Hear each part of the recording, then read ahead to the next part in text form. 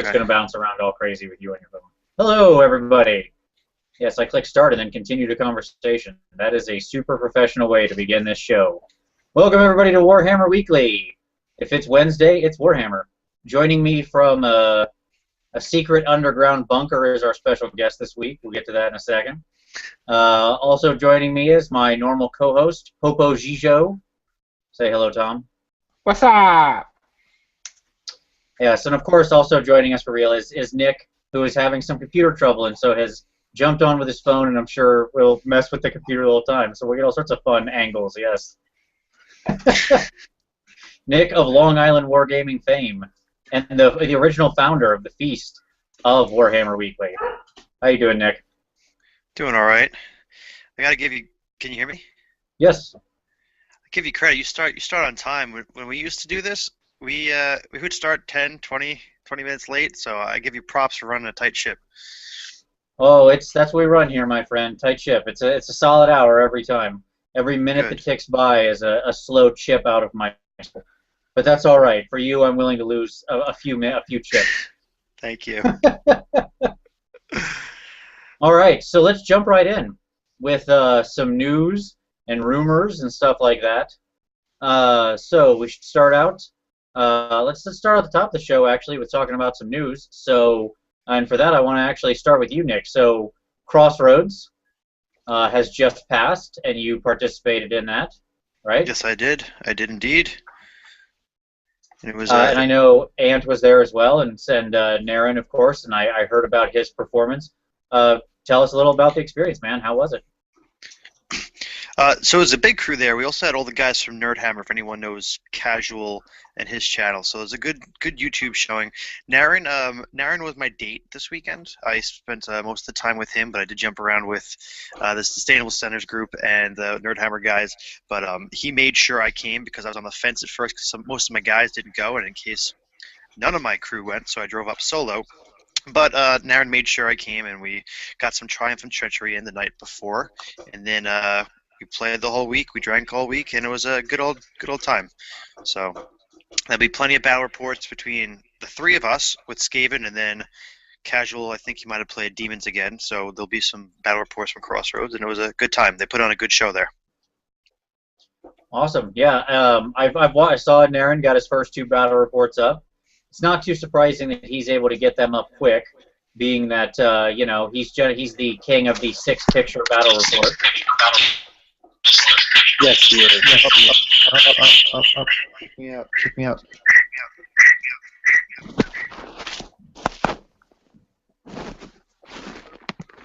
Wait a second on that. Okay. Can you hear me? Yes, I can hear you, and not that echoed back and forth 1,000 times. All right, can you kick me out of the phone call? Yes.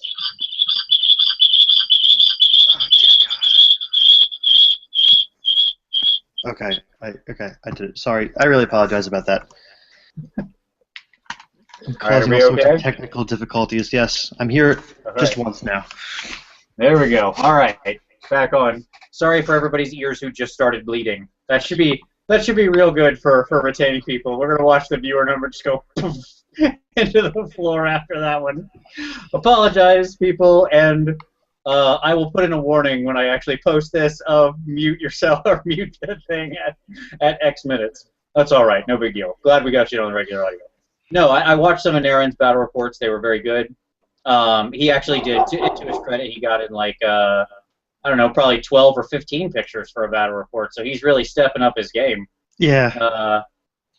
It was funny because Anthony was giving him shit because last time he won, you know, all of his pictures went missing, so there was no evidence of fair play and strategy. But this time around, he's got the photos, and like Anthony said in his video, hopefully we can all learn a thing or two from him because this is like what, the 3rd GT he placed very well in, if not first place, and like Anthony said, Naren is just kind of like, he's just like, yeah, no, I play the game, I try, or, you know, I put in some effort and I do all right. He's very humble about it. He's not cocky. He's not, you know, headstrong. He just plays the game and he brushes it off pretty well, but he performs. So, and he won with Skaven, which is great. It's better than the colorful, glittery ponies that I couldn't tell what the hell they were.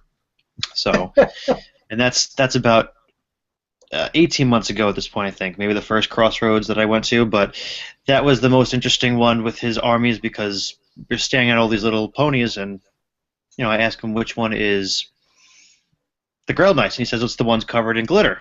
And I'm like, oh my god. This was before I really got to know who he was, so now I'm friends with him, but at first I'm like, who is this a-hole? But he's a good guy. Yes, and repping hard on the Skaven, because you were running Skaven. Ant, of course, has gone all the way in. He has been from 10 things I hate about Skaven to 10 reasons why I'm taking them to GT, I think is the next video that he needs to make there. Yeah. We none of us played Skaven. There were no mirror matches as far as I know. And the software that does the matchups is called WarScore. And I know the first round they don't match you up with someone from your club.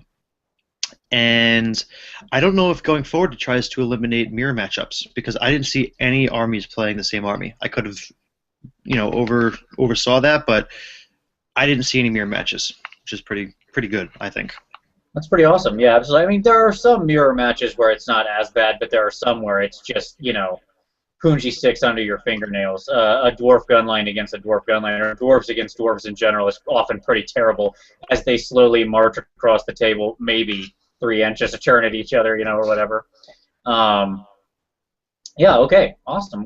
Well, that's good. I look forward to the Long Island battle reports. And before, just so everybody knows who's watching, if you're not already subscribed to Nick and Long Island Wargaming, you should absolutely do so. But also, Nick, you just put up a cool video today with your teaser where you kind of showed the matches and you invited people to guess at the outcomes. So everybody should go to Long Island Wargaming and make sure that you put in your guess for how Nick does in every round.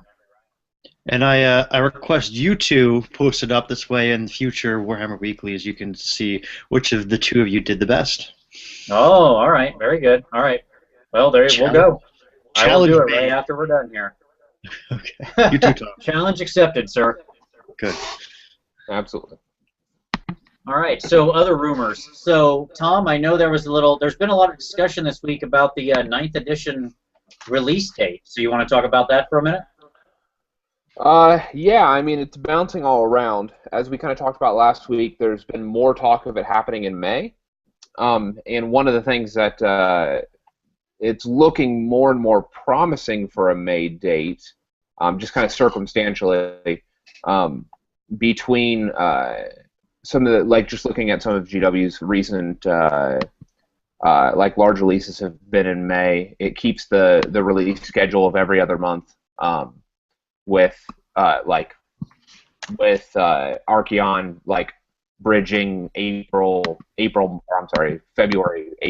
February, March, having the next fantasy release bridging April, May, and there were some others, just other similar, again, circumstantial stuff that has been kind of pointing that direction. A pair of red dates, supposedly the first 2 weeks of May, have pointed that direction as well. In some of the UK GW stores. Yeah. Yeah, and I think the red dates thing is interesting because the red dates, so for everybody who doesn't know, red dates are dates where basically if you're a GW store manager, you can't get the day off, because Nottingham won't approve the day off. Your store has to be open that day, or basically you're sort of in breach of your independent operator contract. And these are very rare to have. They're not very common, period. So new codices are what's called yellow or amber dates, where you need special dispensation to be away and shut the store down. But they'll still grant it sometimes. Red dates, there's nothing. It's all hands on deck. And I think that in the thing that I saw, there was about 4 in the whole year. And to have 2 back-to-back on the 2nd and the 9th of May, I think is, telling that clearly something large is going on. And a lot of the discussion has been around, well, could it be Horus Heresy or something like that? Because there's been the rumor of the 30K Horus Heresy thing. And my problem with that is I see maybe the Horus Heresy gets a red date or not. I can't judge how important it is because I'm not as tapped into the 40K scene. But to me, there's no way Horus Heresy takes 2 weeks, right?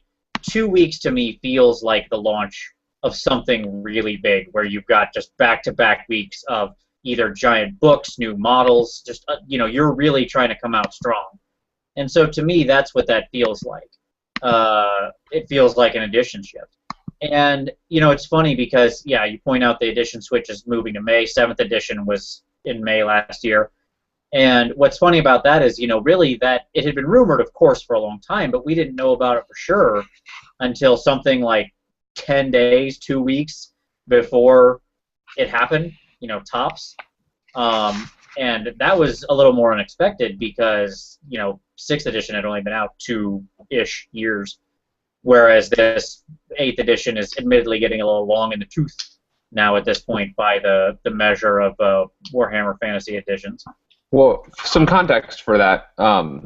So as you mentioned, the amber or the yellow dates are for like codex releases. So for example, the Archeon was a yellow date, or what's called an amber date. These are the release dates, by the way, not the pre-order dates. Currently, and this is what was interesting, currently there are 4 red dates on the calendar, which is pretty significant. One in early July, one in mid-June, and the first 2 weeks of May, the 2nd and the 9th of May. And one of the things we talked about was 2 consecutive red dates have not been done since the release of the 6th edition 40K rulebook. So whatever it is, obviously GW thinks that it's going to be a very high traffic release for their stores. Bigger than obviously the AdMech Codex for 40K, which looks like a yellow date, and then also the End Times books, which were yellow dates. And I think that for me, I will definitely say this: let's just get 9th going. Enough of the rumors, enough of the everything. Let's just get this out. Let's crack this puppy and see what's in it. Love it, hate it, I don't care. I just want to know it. I feel like it's the ghost of Christmas present, and it's just saying, get to know me better. I want to get to know you better, man. So let's go. Get these books out. Give me some rumors. Give me some pictures. Give me something. Give me the skirmish game. Give me the regular game. Give me some factions. I want action. That's what I want. I want to know where I'm going to be able to fit in my Toughest Girls in the Galaxy 2 sexy chick religious fantasy warriors figs. That's all I need to know. Where am I fitting those in?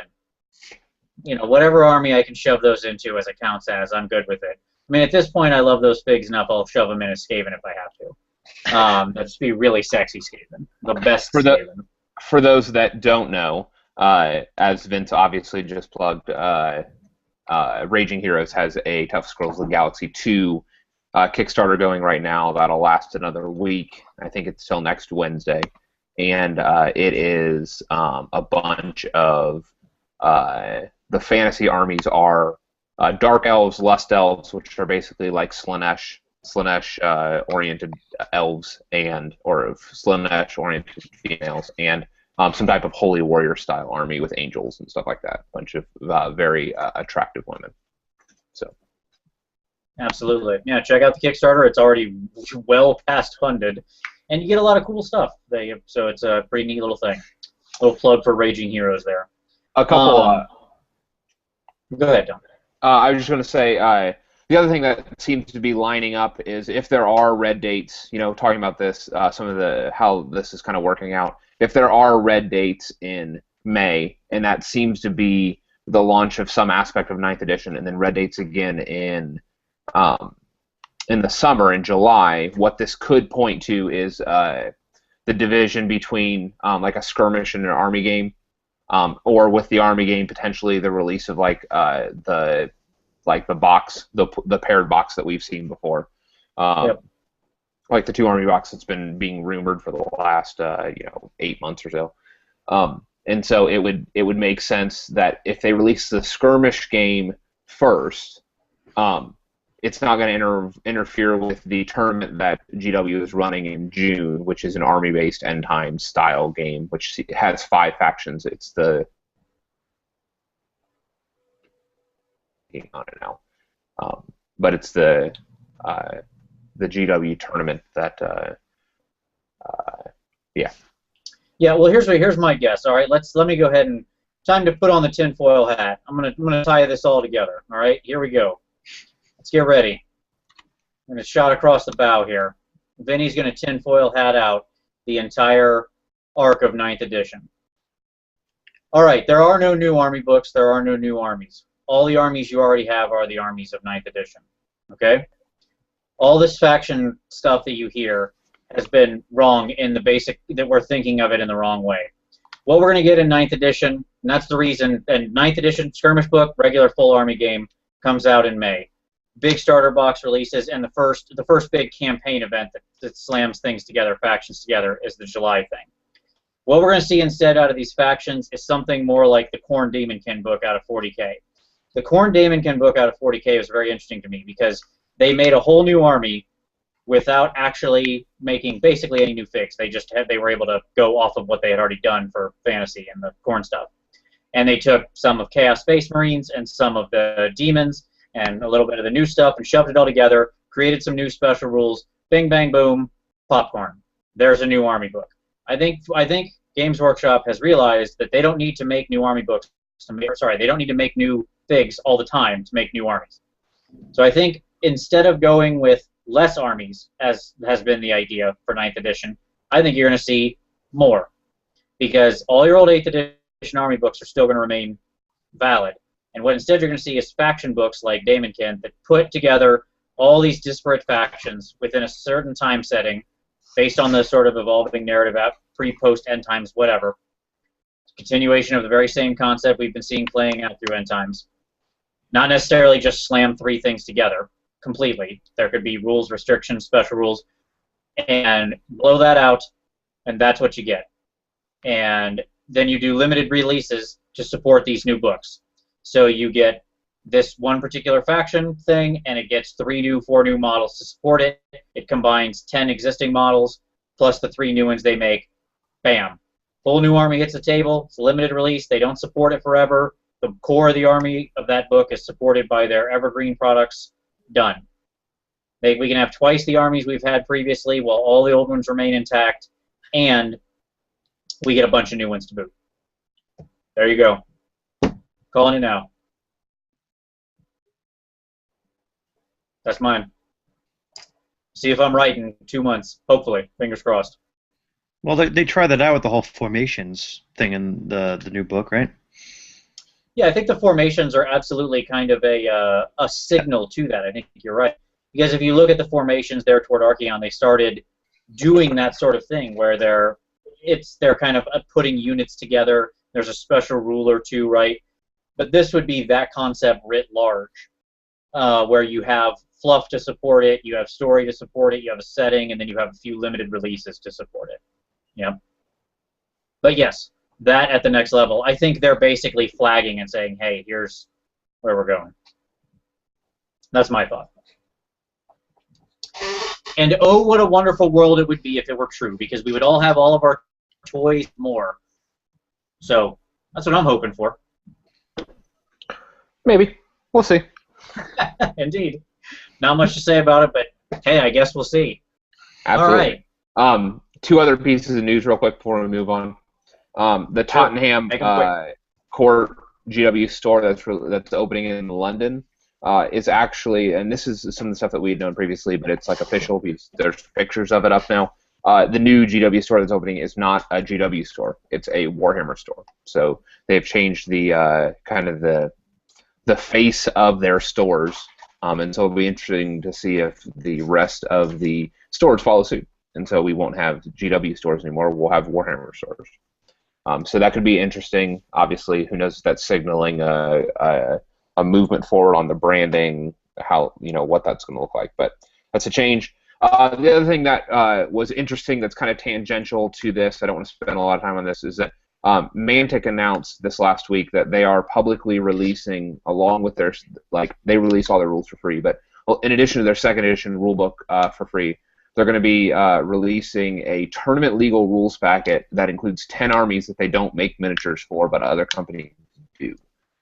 So it seems like they're positioning themselves to monopolize on the uncertainty of the market and kind of potential disenfranchisement that GW might be creating with the new edition.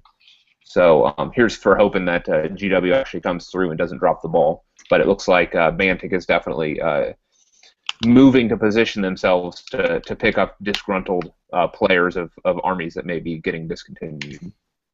That's interesting because anyone that's big enough like that wants to monopolize on the competitive scene, GW has given up on that, which is so big. So if there's a company that wants to take that on, and I could still use my models and just play Mantic's, whatever, Heroes of War, Gods of War, whatever the game's called, play that rule set but still be able to use my models, that might be a direction to go in. Yeah, it gives a nice safety net, right? I mean, like, hey, whatever, if 9th edition doesn't work or something, or it's terrible and you don't want to keep playing 8th, you want to have a rule set that's still, like, growing and evolving, well, then you got that to fall back on. And that's nothing that we can't do, I mean, as the community, but when we have a branded company that's actually pouring money into something like this, way better than just having, little metas throughout the world or the country that are going to stick in 8th edition or stick in 8.5 or whatever we end up calling it. Yep, agreed. Absolutely. Yeah, it is better to have a common vocabulary and rule set or something to rally around, right? So, yeah. All right, let's do our next one quickly. We'll just move through this with a little hobby time. So, Nick, I think last time we talked, you had been working on some Tomb Kings, but what are you moving on to now? What's on your desk? I have some rat fiends that I assembled but didn't paint, and I didn't end up painting because I didn't bring them to Crossroads. I don't have anything that is a current working project just because I focused more on playing to get out to Crossroads. And I'm not sure what is going to be the next project. Maybe I'll have something up by the time you two are finished, so I'll pass it off to you. All right. Tom, what about you? I am still. I've slowed up on my orc, my savage orc proxies, my forest goblins, of unknown make. I'm still working on those. Kind of dragging my feet. I'm in the middle of a pretty intensive thing with school right now, so trying to knock some of hobby stuff has went to the back burner right now. Gotcha. Well, keep at it, my friend. I'd love to see those. What do you got, like 40 of them, 50 of them? Yeah. I mean, the footprint is about 45 because I have a couple. Yeah. Well, I'd love to see that unit finished. And hey, if you get that done, that's another big block done. You got the Swig Herd done, and that you're well on your way, my friend. Plus all those war machines. Perhaps for me, unsurprisingly, anybody who knows, it's Bretonnians. It's always Bretonnians. Here's my guy that's almost done right now, my newest knight. Most notably, what separates this guy is, we'll bring him right up there, is that for the first time ever, I got to use my airbrush to try to do highlighting and stuff on a miniature. So that was my new fun toy that I've been playing with the Game Air. And I will say, as far as a brand endorsement goes, if you're looking for a beautiful paint, not just for airbrush, but also just for painting, that Vallejo Game Air is solid gold. It is worth every penny. It is the best paint I have ever used. I cannot recommend it enough. It is worth every red cent you would pay for that big set. So if you're a serious hobbyist, can't recommend it enough. Vallejo Game Air. Check it out. I think my hobby time is going to be producing like 10 battle reports. So I'm actually backed up on that stuff. So I'm not going to work on any producing something. So I got like 7 games to do and a couple other side videos to throw up. So that will be on my workbench. I like it. Hey, creation is creation. Not everything. That's still a thing that you're putting out in the world that you're creating. That's all good. And besides, that provides me with hours of entertainment that I can listen to while I paint. So I see that as all upside for me. In my ideal world, though, I would be working on Mordheim terrain all the time, 24/7. Until you literally had recreated Mordheim the city. Exactly. Yeah. You could then just dress up your friends and actually have literally recreate Mordheim. We'll LARP. Yeah, sure. It's just LARP out Mordheim. It's going to be really unfortunate. It's a pretty bloody game. Well, sorry, you rolled on the table that you lost a leg, and we go for realism, so stand still. No, we would LARP the 5 minutes before the comet hit. So that would be... Just all over quickly. Start throwing rocks at each other. Yes. All right, very good. So with that, let's move on to our segment for this week, which is the discussion of comp. Comp. Okay, so obviously, comp has become a subject of much discussion here at the end of 8th edition. As all books have more or less been completely unlocked, there's not a lot of mystery anymore, and people have managed to grind out both theory hammer and real hammer what is sort of the things that work and what isn't, and a lot of very potent lists have evolved. And so, not that comp hasn't always existed throughout 8th edition, but it seems to me that of late it's become even more of a staple of the tournament scene, even in regions where it previously wasn't as popular. So now Crossroads was using comp, correct? Correct. ETC. Okay. The newest whatever of ETC, which allowed for certain end time stuff. I believe Undead Legions. I could have brought Storm Fiends if I decided to. And this is the first year they did ETC. Stop me when you want me to stop babbling, because I'll go on for a while. I'd like you to go on for a little while. Okay, so they usually do. Corey Reynolds runs it. From what I understand, the comp used to just be a system that he came up with, where it might have had some personal opinions and/or some group opinions, because some of them made no sense to me. Like, Warriors of Chaos cannot bring more than 3 chariots. And to me, I don't care if someone tries to bring a chariot army, because A, that's fun and fluffy, and it will not win 5 out of 5 games. So if it wins a couple games, fine. But I don't see that as a threat if someone wants to bring 10 chariots, because they're balanced. Sometimes they get 1 impact hit, sometimes they get 5. So stuff like that I didn't necessarily agree with, but overall it was good. Like the first year I went, I could only bring 1 help hit. It just straight up said, cannot bring more than 1 help hit. I'm okay with that. Help hits are good. I see it more of a puzzle, and this is something that me and my buddies used to do way before we went to GTs, was we would challenge each other. I would say, okay, you're going to play your high elf armies, but you cannot bring cavalry or bolt throwers. And my buddy Rich would be like, okay, I've got to make a list that works with other things. It's going to make me a better player. It's going to get me to learn my army better. And I've taken those challenges on. If for some reason the comp was no slaves, it would make no sense. But I'd say, okay, I'm going to have to use clan rats and storm vermin. Like, it's not the end of the world to me. But some comps were a little weird. But the ones that Corey did before ETC was fine with me. I did Skaven and Ogres at Crossroads. The Ogre Kingdom's comp, when I went, I brought Lead Belchers, which is a stupid for fun list. But the comp ended up hurting me because my list was already really bad, that the good things I could take were, diminishing the potential of the army that I had. So this time around, ETC was pretty cool. It was simple for me to understand. It said if you bring 2 help hits, you've got 3 of 5 choices, and so on and so forth. Where Swedish, and I know you're going to get into this, I don't understand it, and I've never tried to because I've never had to. You plus points, minus points, you're 0. I don't get it, and I'm sure you're going to go into it. But cookie cutter comp is good for me. Demon Prince is cheesy. You can only have 1. Stuff like that. Like, no.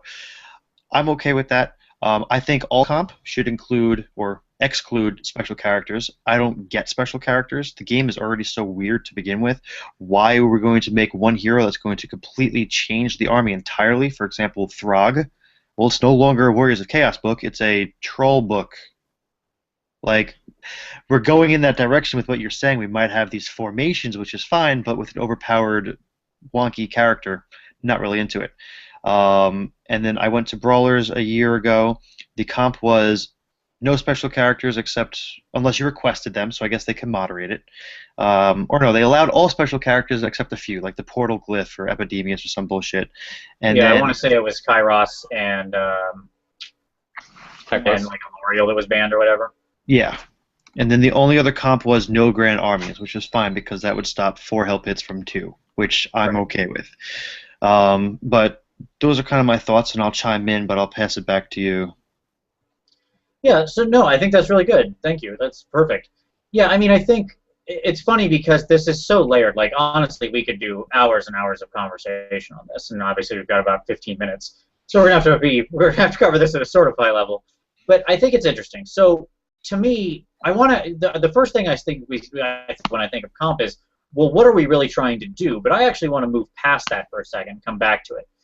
To me, the three most popular comp systems in use are Swedish, ETC, and panel comp, right? And so Swedish is exactly what you said. It's everything has a certain cost to it. It ups and downs scores. And when you go through the math engine of Swedish comp, to be very simple about this, what you eventually end up with is a score somewhere theoretically between 0 and 20, though it is possible to get into the negative numbers, but which is very bad. The lower, very bad, I mean like you have a hard as nails army. If you're like a neg 8 dark elf army, you've got like, you know, Brolock buses and every awful filthy thing in that book rolling around.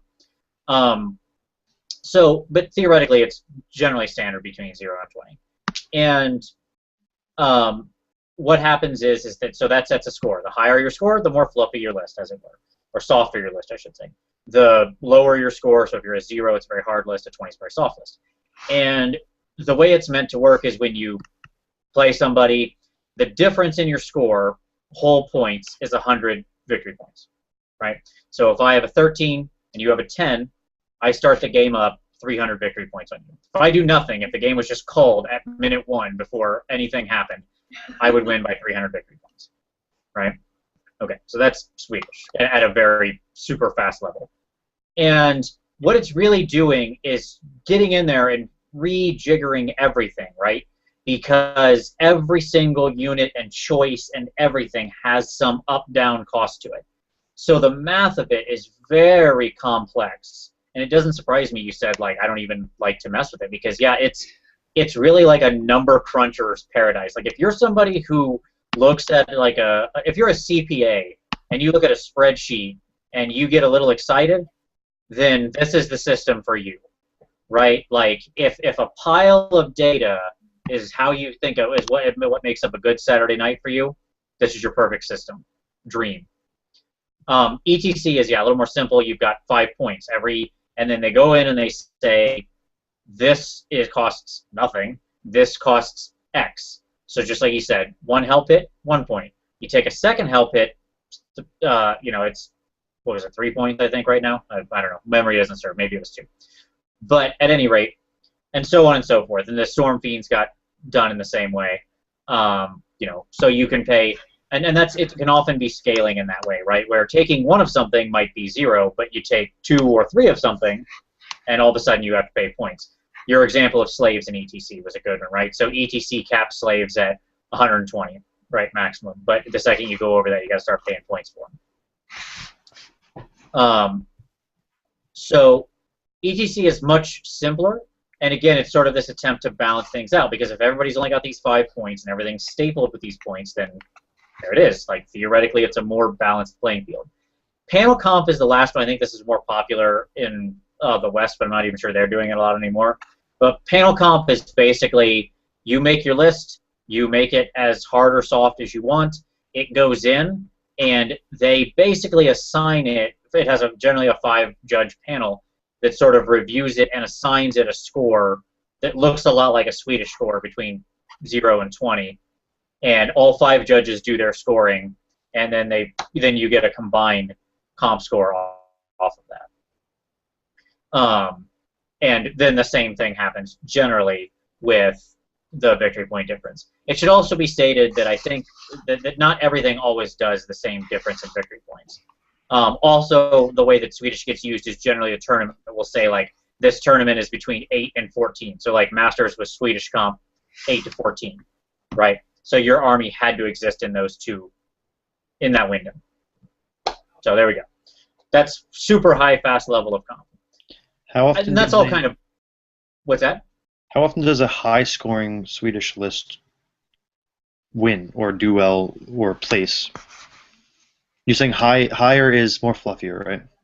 Right. Correct. Yep. So if I've got a 14 against an 8, right? Mm-hmm. I don't know. I mean, being up, it depends a lot on the lists and the matchups.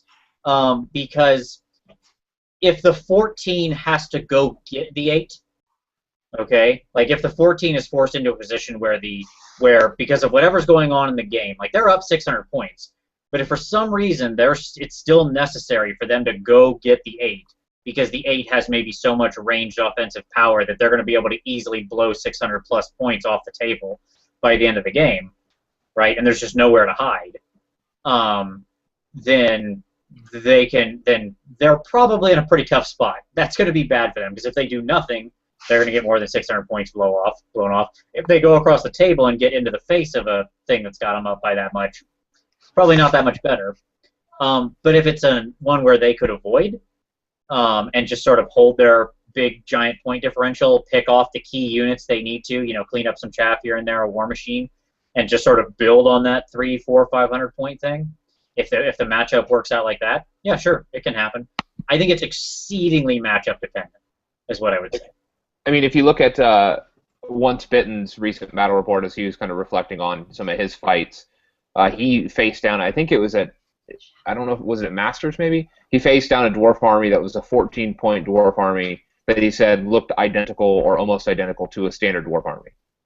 So the comp was very favorable to them, and he was staring down a tough-as-nails dwarf gun line with, a bunch of cannons and a bunch of other stuff, and the reality is that he was in a point deficit going into the fight, and, for somebody that can just stand back and continue to whittle down their forces, if you have to come to them, that kind of comp score is definitely playing in their favor. Yeah, and I want to come back to that, because that battle is really important to me, because I think it really shows something off. But I think the question is, we all sort of accept that comp exists, but why does comp exist, right? And the simple answer is to create balance. It's trying to rebalance the game, right? Because Warhammer is a naturally imbalanced game, and so we're trying to create balance. Before you continue, can I just throw out a question that you can answer later, but continue talking? My question to you guys are going to be, at what point does balance get too far that it's a completely different game? Yep. And I know you're going to be touching up on this, so I just kind of want to throw the question out, and we'll get back to it. No, that's exactly where I was going. I think you're perfect. Yeah, ideally it's trying to create balance, but look, that's all sort of an illusion, because you can't get perfectly balanced until you get to chess, which has like the smallest power differential possible. Everybody has the exact same pieces. The only difference is who goes first, right? Like that's it. Everything else is the same, and we're never going to get there. And frankly, we would want that. And I think that's what Nick's pointing to with is a very good point of like, how much do you crush this down and force it down? Like if we all just had a core choice of spearmen and a special choice of a cannon, and a rare choice of a 5 strength, 5 toughness, 5 wound monster that moved 6, right? And that was it. That was the whole thing you could choose. The game would be perfectly balanced, but it'd be boring as all get out, right? I don't think anybody wants to play that Warhammer. And go ahead, Tom. I was going to say, and to a degree, I mean, like, the elephant in the room to me is that, like, we're chasing a unicorn. Like we've talked, like I think you've talked about this regarding balance before, but just the reality is that like you're never going to achieve that balance, okay? Because no matter what comp system you create, someone is going to find the loophole that you missed, or in that new rebalancing, there are going to be certain combinations of armies that are just going to stand out, based on the comp that you've created, and so. At that point, you're creating a new top dog based on whatever rules that you've shackled the game with. So yeah. Finish your thought, and I'll interject. No. That is my thought. Is that I think that you're not going to find a balanced system. Right. I agree with that. And when the Demon Prince came out, it either got comped, which is what people were happy about. But I kind of liked the places that it didn't get comped because it created a situation or an urgency for someone to figure out how to beat it. And then that's when the Light Council came out. So, like, as much as comp helps, I like if there is a power build because then there's a challenge. And there's someone out there that's going to have to crack that. And, I mean, yes, comp creates the new best list or the new best army. But I do kind of like that challenge. You know what I'm saying? Yeah. Well, not only that, like, and you put your finger on it, is that the reality is that let's say that the Demon Prince comes out and it swings the meta strong one way, such that 60% of the lists that you're staring down are Demon Prince lists. Okay, that's a very like if Magic is a perfect like playground of this because this kind of thing happens. But the reality is that what that just means is that there will be counter lists that are created and counter strategies to deal with the predominant meta, and you know, the system itself is self-correcting to a degree. So I agree, and it's funny you bring up Magic because yes, the worst, like there's a lot of interesting, like Magic has a big balance thing going on, Magic the Gathering, the card game, and the designers often said that the worst time in their history was during the big artifact block when there were two sets, or there were two decks being played at tournaments, Affinity and Anti-Affinity, and that was it. That's terrible. That's what you want to avoid. And let's be clear, we've never been in that situation where you go to a tournament and everybody's got one of two armies, right? I mean, at the very least, we're talking about 1 to 2 builds out of each army being ideal. Now, despite the fact we're chasing the unicorn of balance, which I agree with, let me say that I still think comp does have value, okay? Because I think there are certain things that you probably don't want to have in the game. Like, that doesn't need to be a whole comp system. You could just as easily say no special characters of this kind, or this, you know, a few targeted shots. But here's the value I think comp brings from my perspective. And that is that it reinvigorates the meta in lack of Games Workshop doing it. With the speed of Games Workshop's releases throughout most of the history of Warhammer, the game gets stale. There will always be a power differential in this game, hence there will always be a best. If the difference in power is 1 unit or 100 units of power is irrelevant. It doesn't matter. People will take the thing that is 1 unit better or 100 units better in a tournament setting if the goal is to win. So the only way that changes is by doing what Magic does, right? Which is by constantly releasing new cards that change the meta. But Games Workshop has traditionally released stuff very slowly. The meta is slow to evolve. Comp forces a new meta in the lack of Games Workshop doing it. Suddenly all the toys you did know were good, you can't use. You got to find new toys, new combinations. And so there is value there because it relocks your book and makes you work to unlock it. You get to look at your army from new angles, try new units you might not have otherwise done. In a lot of these lists, I saw people putting Jezzails on the table recently under comp environments. Man, you never saw those guys previously, and I love them. Come on, rats with giant rifles? Let's get this stuff out there. And so it became a viable choice, right? So I think there is value to it, regardless. But I think we need to not be kidding ourselves that what we get out the other side is necessarily a perfectly balanced thing.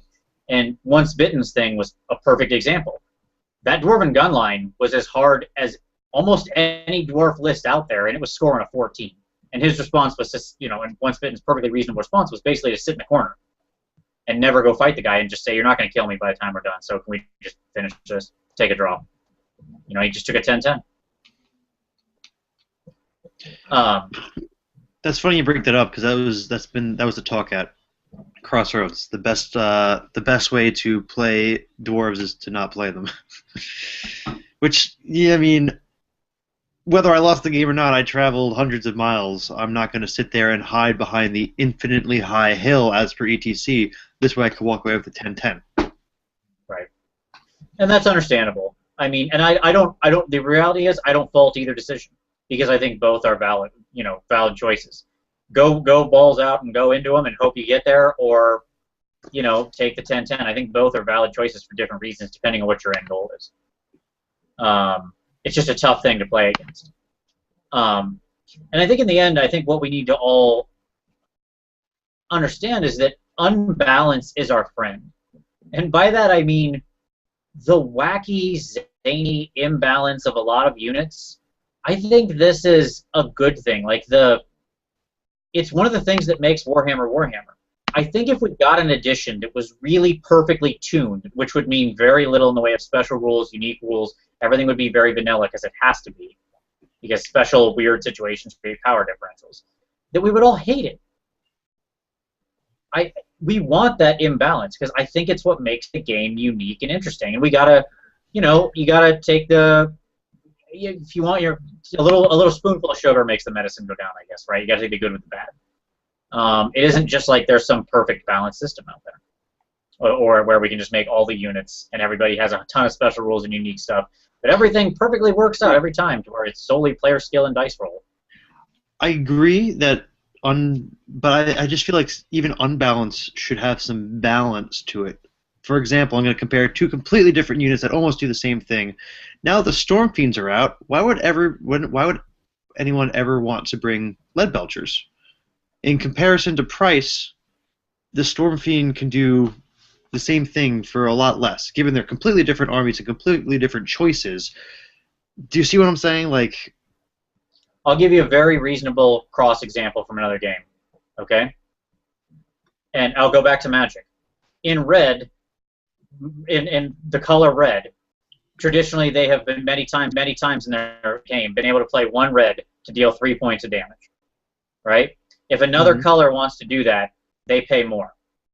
They pay 2-3 mana to do 3 points of damage. Why is that balanced? Because they have other things they do they're good, right? It's not the ability itself that has value. In the Void, it means nothing.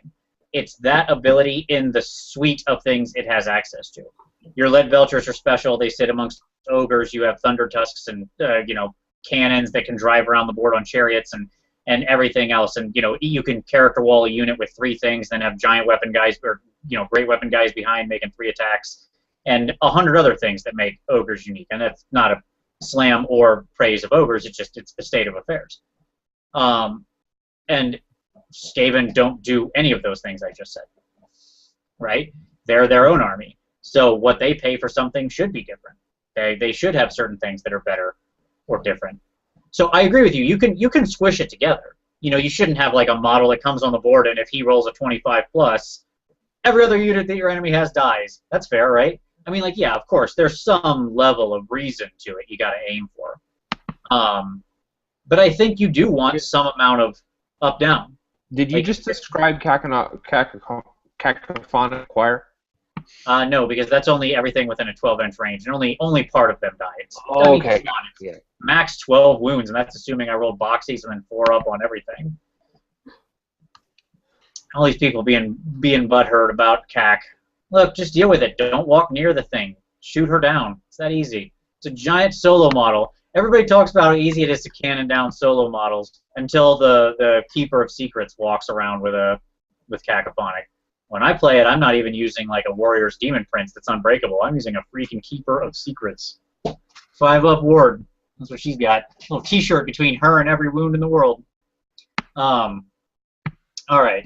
So let's go to some questions here. Let's close out the show with some questions, which are all comp-related. All right.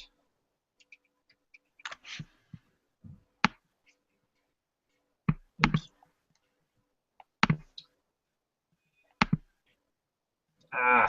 Questions. Sorry. All right. Here are our questions. We start with Matira. And he said, what do you think is the primary focus of successful comp, bringing down the powerful or bringing up the weak? I think we kind of already talked about that a little, and that I think it's honestly secondary. I think unlocking new ways to play your army is the real point. But I think ultimately it's trying to do both. What do you guys think? I think my experience as a predominantly high elf player, like it feels like they're only bringing me down. Like there's no benefit to comp in any way, shape, or form. Well, you are the powerful. Well, I mean, but the reality is that like I look at that and then look at my orcs and goblins and I'm like, oh look, I get a 2,500 points with my orcs and goblins because of comp. Thanks, or whatnot. So. I don't know. It's true. No, that's a good point. That there is kind of a negative feeling when you play "quote unquote" one of the good armies, and you're like, "Oh, I don't get to actually play all the stuff I want." Whereas some of the not as good armies, right? You're like, "Oh, it's all upside." It's a good point. Like, there's a psychological differential there. I'm okay with it because it brings me up morally and mentally. Because when I used to win with Skaven, people would give me shit because, well, you're playing Skaven. But now if I'm playing comp Skaven, I'm using the tools and the army that's given to me, and I can say I won fairly.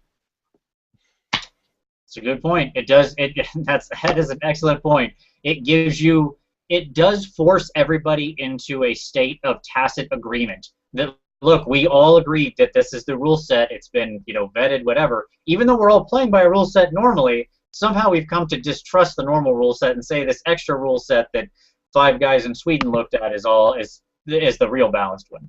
But at the same time, let me push back and say that, like, okay, that's fine. We've all agreed to this rule set, but I had no control in contributing to the rule set. And some armies, as we pointed out, are more like harder comp than others, such that like there isn't parity. Like again, I'll point back to the 14-point dwarf army. And to me, let me just say that's the reason I'm much more a fan of ETC than of Swedish, which is one of his other questions, which is what's the is pointing at that. And I am much more a fan of ETC because I feel like it does still allow you a lot of freedom in your army building. It's just trying to cut out the real hard skew lists. So you have to think differently about your army. Whereas Swedish, I just feel like because there's so much, when you get into so much small math, it's really easy for things to still stay broken, as those dwarfs proved. All right. Let's see. Skip the Warhammer Geek said, would you like to have the chef as your general? If I'm fighting an army of food, then yeah, sure. Like if there's lobsters on the other side of the table, yeah, totally. You chop them up. What was the question? Would you like to have the Swedish chef as your general? Oh, the Swedish. From the Muppets. Bork. Watch out, Daemonettes. Indeed, yeah, they got the crab claws. Yeah, look, the Swedish chef is coming for you. He's the anti-Slanesh, clearly. Wait, so does that mean that the Swedish chef is really corn in disguise? Oh, man. I feel like we've unlocked a great mystery of the Warhammer world today. All right. Marcus Leachstrom, coming to us from Sweden, says, as a Swede, I have nothing but loathe for the Swedish comp system. But he also doesn't like comp in general very much. So there you go. That is the official Swedish opinion. So that's nice. William Page says, which do you think is more effective, using missions as a form of comp or comp imposed through army restrictions? So I think that's a really good question because obviously comp is there because the standard sort of assumption is all you need is kill, right? Or whatever, like you're going after victory points.